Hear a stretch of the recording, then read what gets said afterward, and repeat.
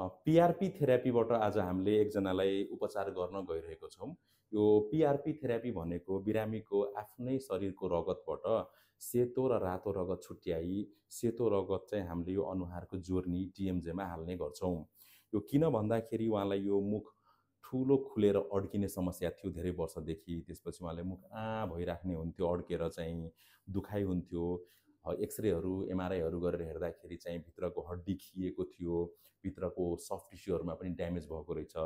त्यसैले आज हामीले उहाँलाई केही सुरुवाती उपचारहरू पनि गरेको थियौँ। त्यसपछि आज फलोअपमा आउँदा यो उहाँको आफ्नै रगतबाट हामीले यो पिआरपी बनाएर अहिले चाहिँ जोर्नीभित्र हाल्न गइरहेछौँ।